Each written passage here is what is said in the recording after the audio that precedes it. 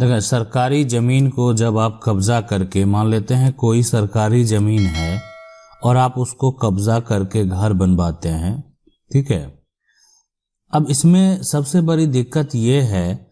कि अगर किसी प्रकार का निजी ज़मीन होता है और जो सरकारी ज़मीन है, तो सरकार के जो भी अधिकारी होते हैं उसको पूरा पूरा पावर होता है इस तरह के अतिक्रमण को हटाने के लिए।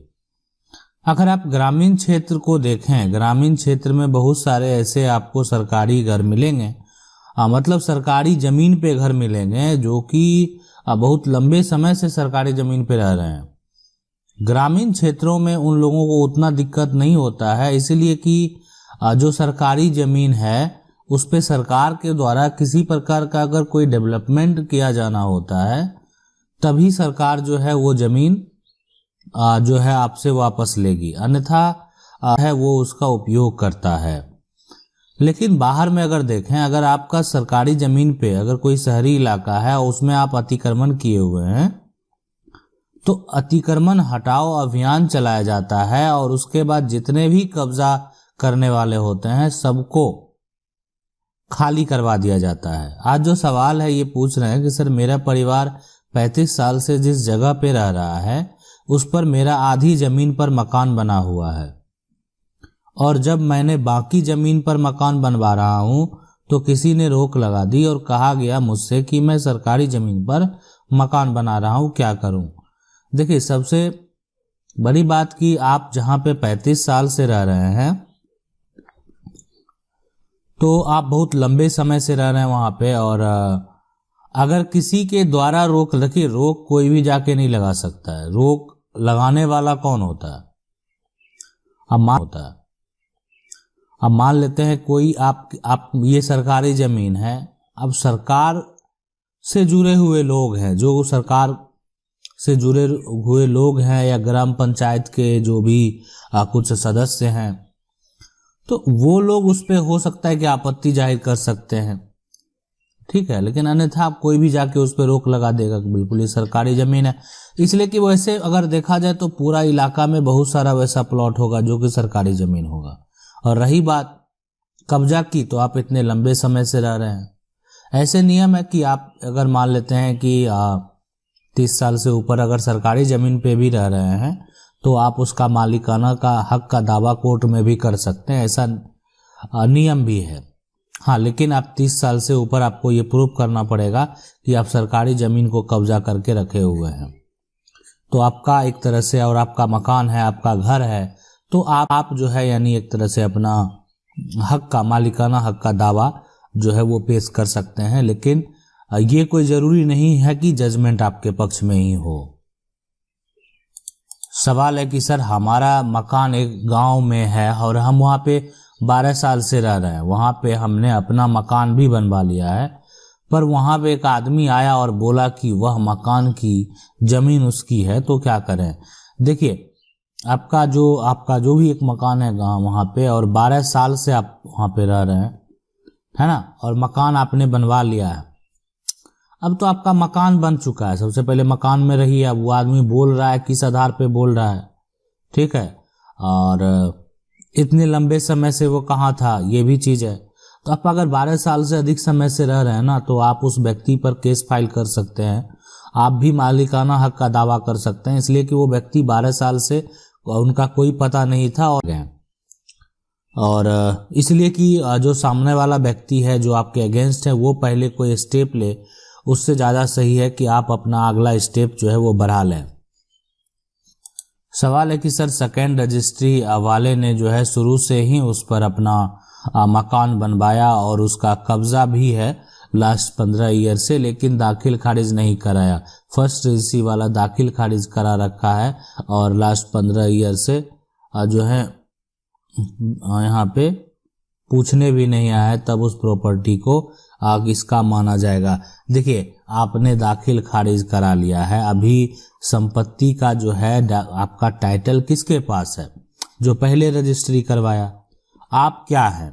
आप दोबारा जो है वो फर्जी रजिस्ट्री करवाए, गलत है, जो बेचा वो गलत तरीके से बेचा। अगर वो फर्जी रजिस्ट्री है, मान लेते हैं कि अब पहला जो व्यक्ति बेचा है जो व्यक्ति बेचा है वही व्यक्ति उस प्रॉपर्टी को दोबारा बेचा है, तो उसके द्वारा तो वो गलत किया गया, तो वो रजिस्ट्री तो वैलिड ही नहीं है। तो आपका जो है यहाँ पर आप जो उस पर रह रहे हैं वो गलत तरीके से, आप कोई कब्जाधारी है नहीं वहाँ पे। आप जो कहेंगे कि हम 15 साल से कब्जा में, तो आप जो है आपका तो कब्जा होना ही चाहिए ना, आपने भी रजिस्ट्री कराया, ठीक है, आप तो कागजात बनवा लिए ना उस पे, तो आप वो गलत जो है, वो जो कागजात है वो एक तरह से अगर वो गलत है, तो इसलिए अगर कोर्ट का जजमेंट होता है इस तरह के मामले में, वो डिपेंड करता है। ऐसा नहीं है कि जो सेकेंड रजिस्ट्री वाला है या फर्स्ट रजिस्ट्री वाला है, क्या सबूत है, क्या मामला है, पूरा डिटेल जानने के बाद ही जो है वो फैसला सुनाया जाता है। लेकिन ज़्यादातर जो चांसेस होते हैं वो फर्स्ट रजिस्ट्री वाले के हो सकते हैं। सवाल है, नमस्ते सर, मेरा भाई तो मुझे प्रॉपर्टी में हिस्सा देने को तैयार है, पर मेरा जो है वो भाभी नहीं मान रही है, प्लीज़ मुझे गाइड करो। देखिए, भाई अगर प्रॉपर्टी में हिस्सा देने के लिए तैयार है, ठीक है, तो उसमें भाभी कुछ नहीं कर पाएगी। यहाँ पे भाभी का तो संपत्ति में कोई राइट नहीं। अब संपत्ति अगर वो भाई का ही है, अब संपत्ति पिता का है, तब तो भाई और भाभी को दे नहीं दें, आपका पूरा हक बनता ही है। लेकिन अगर संपत्ति जो है वो मान लेते हैं भाई का है, तो वो डिपेंड करता है भाई के ऊपर कि भाई वो संपत्ति को देना चाहते हैं या नहीं देना चाहते हैं। सवाल है कि 60 साल से जो है नाम चढ़ा लिया गलत तरीके से, और नाम भी जो है वो और नाम भी करा लिया, अपने जो है गरीब लोग है कैसे लड़े। देखिए, गलत तरीके से अगर कोई नाम चढ़ा लिया है ना, और अपने नाम भी करा लिया, तो आपको तो ठीक है, प्रयास तो मामला जो अगर 60 साल पुराना है, आपके पास वैसा प्रूफ है, तो ऐसा नहीं कि आपको ज़्यादा बहुत दिक्कत होगा। सिविल न्यायालय से जो है आप यानी फाइट कर सकते हैं। देखिए, आप अगर ठोस हैं, आपका पिछला रिकॉर्ड है, अब अपने नाम कोई गलत तरीके से कराया तो वही तरीका तो न्यायालय में देखा जाता है कि आखिर वो कौन सा तरीका यूज करके संपत्ति को अपने नाम से कराया। और जितना जो है एक तरह से मामला पुराना होते जाता है, तो समझ सकते हैं कि हो सकता है कि सबूत का भी अभाव हो, आपको कोई कागजात नहीं मिले, आपको कोई डॉक्यूमेंट नहीं मिले, जिसके चलते लोग केस हार जाते हैं। इसलिए विलम्ब नहीं करना चाहिए। आपका जो है वो ढूंढा जाएगा कि क्या गलत तरीके से जो अपना कर ये संपत्ति को अपने नाम से कराया गया, कैसे कराया गया। जांच के बाद फिर जजमेंट आपके फेवर में ज़रूर होगा। सवाल है कि यहाँ पे कि मेरे जो है घर बंटवारा हो गया है, मेरा घर बन रहा है और मैं अपनी ही ज़मीन पर घर बनवा रहा हूँ, और मेरे बड़े पापा जी का जो लड़का है मुझे धमकी दे रहा है कि मेरी ज़मीन है,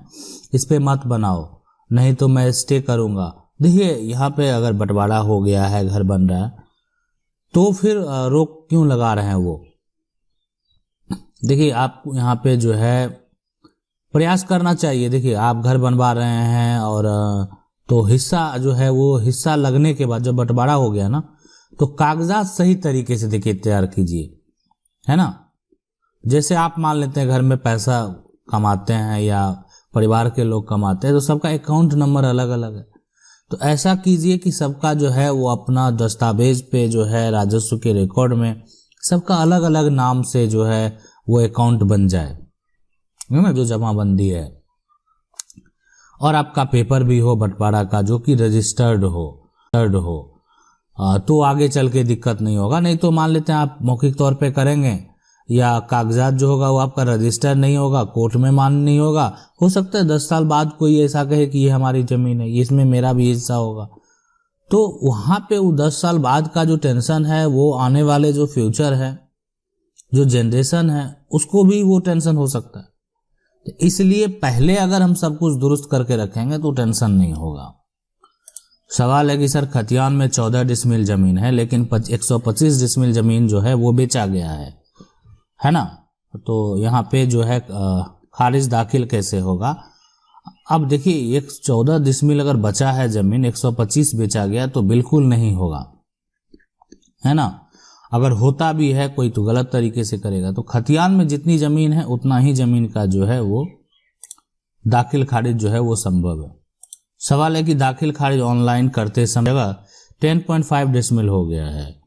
क्या करें? नहीं, देखिए यहाँ पे तो आपका ज़्यादा हो गया है, ठीक है, तो सुधार के लिए आवेदन दे सकते हैं। जो राजस्व के अधिकारी हैं अंचल स्तर पे, वहाँ पे भी आप आवेदन दे सकते हैं। अगर आपका जो है वो इतना के जगह जो है वो इतना डिसमिल अगर हो गया है तो ज़्यादा हो गया। अगर कम हुआ रहता तो जितना आपका शेष बाकी है उसके लिए फिर दोबारा आवेदन करते। तो अभी इसका सुधार आपको करा लेना चाहिए, है ना, कि उसमें ज़्यादा है तो अब मान लेते हैं वो एक तरह से मिस्टेक हो गया, जो एक्चुअल है वो ही रहना चाहिए, ज़्यादा सही रहेगा। सवाल है कि सर मेरा जो है वो पंचायती जगह पर जो है 35 साल से कब्जा है और हाउस बने हैं, केस हाई कोर्ट में है, फैसला क्या होगा? देखिए जो पंचायती वहाँ पे जगह पे जो है 35 साल से अगर कब्जा है, हाउस बने हैं और केस हाई कोर्ट में है, तो देखिए घर है आपका और उस एक लंबे पीरियड में, मान लेते हैं वो लंबे पीरियड में संपत्ति का मालिक उसको जो है ढूंढने नहीं आया, ना किसी प्रकार का केस फाइल किया और आज जो है उस पर एक्टिव है। अब देखिए ये तो न्यायालय के ऊपर डिपेंड करता है, ठीक है। हो सकता है कि कब्जाधारी के पक्ष में भी फैसला हो सकता है कि जो संपत्ति का मालिक है, जो जिसके पास संपत्ति का टाइटल है, उसके पक्ष में भी फैसला हो। लेकिन अभी देखें, अगर जो यहाँ पे ऐसा नहीं है कि कब्जाधारी के पक्ष में फैसला नहीं हुआ है, और लेकिन ज़्यादातर जो फैसले हैं, अगर फैसले की एवरेज की बात करें तो जो संपत्ति का जिसके पास टाइटल है उसके पक्ष में ज़्यादा फैसले गए हैं। सवाल है कि मेरे अंकल ने भी मेरे जो है शराबी पिता का जो है मौके का फ़ायदा उठाकर और दादा भी जो है वो साथ मिल गए,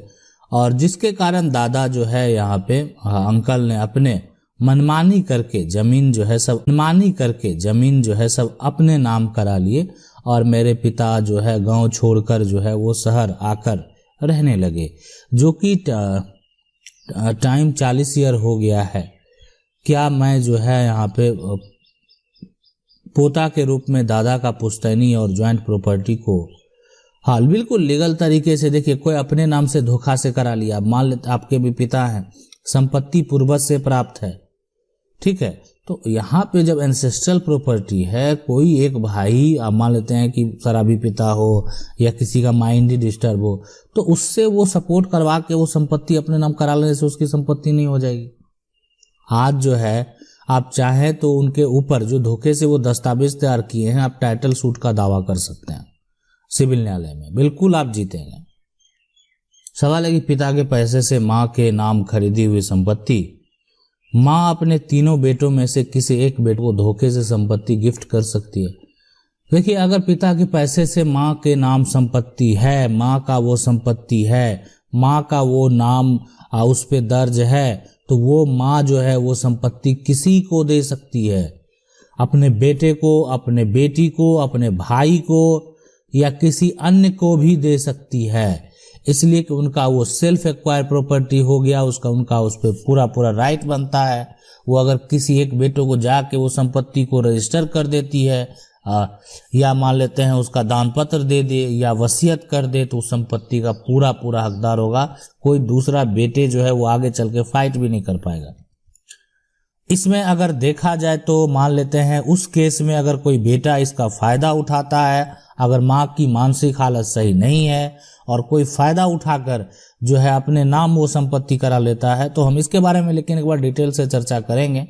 जो है माँ के संपत्ति के बारे में, और डिटेल से बताएंगे, है ना, ताकि आप उसको अच्छे से समझ सकें कि क्या क्या है धाराएं हैं, क्या क्या जो है प्रावधान है, क्या क्या इसके नियम है। सवाल है कि सर आपसे थोड़ी हेल्प चाहिए। सर हमें डिस्ट्रिक्ट कोर्ट में डिग्री मिली हुई है, अब जो है मैंने वहाँ कलेक्टर को आवेदन दिया है, फिर भी कुछ नहीं हुआ, अब हम क्या करना चाहिए? देखिए नहीं हो रहा, जिला मान अधिकारी के पास आवेदन दिया, आवेदन के बाद तो नोटिस होगा ही, लेकिन अगर आपका डिग्री हुआ है तो आप खुद जो है उस कोर्ट में फिर केस फाइल कीजिए उसके ऊपर, और कोर्ट का अपमान करना हो गया। आप समझ सकते हैं कि दोबारा वो व्यक्ति अगर मान लेते हैं कटघरे में आएगा और कोर्ट में वहाँ पे पूछा जाएगा कि आपने जो है जब कोर्ट का आदेश हुआ तो कोर्ट का बात आपने क्यों नहीं माना, और उसके खिलाफ जो है आप समझ सकते हैं कि अगर वो नहीं मानता है तो वो गैर जमानती उसके खिलाफ जो है वो वारंट निकल सकता है। इस बात को भी आप समझें, इसलिए कोर्ट का अवमानना का जो है केस फाइल आप कर सकते हैं। सवाल है कि मेरे ने ज़मीन 2001 में खरीदा था और उसकी रजिस्ट्री और जो है यहाँ पे इकरारनामा हमारे पास है, पर जो है वहाँ पे जो है वो शाकिल जो है वो कटा नहीं हुआ है। देखिए, अगर आपका जो ज़मीन 2001 में उन्होंने खरीदा था, रजिस्ट्री है और इकरारनामा है, तो उसके बाद जो है आपको अपने नाम पे जो है रेवेन्यू भी करवा लेना चाहिए, और वो करवाने के बाद ही आप पूरे जो है संपत्ति का जो है वो पूरा राइट जो है आपके पास आता है। ठीक है, रजिस्ट्री है, दखल भी है, सब कुछ है, लेकिन जो उसका लैंड का टैक्स है वो भी जब आपने खरीदा तो अब आप ही को पे करना है। तो उसके लिए होता है कि आप जो है म्यूटेशन जरूर करवाना चाहिए संपत्ति का। आशा करते हैं वीडियो अच्छा लगा होगा। वीडियो अच्छा लगा वीडियो को लाइक जरूर कर दें। चैनल को पहली बार देख रहे हैं तो चैनल को सब्सक्राइब करके जो बेल आइकन है उसको जरूर दबा लें। मिलते हैं अगले वीडियो में, तब तक के लिए जय हिंद।